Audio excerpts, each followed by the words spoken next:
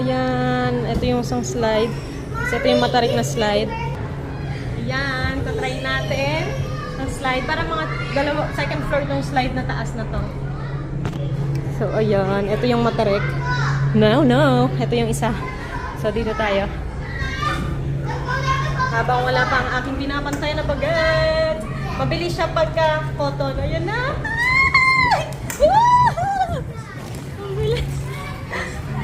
Ang bilis na. O, diba? Ayan siya, oh.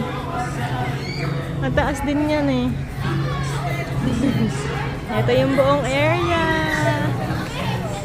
So, nakaka 4 hours na kami dito sa loob. Naka-only play kasi kami today. Ayan, Megan mo to siya.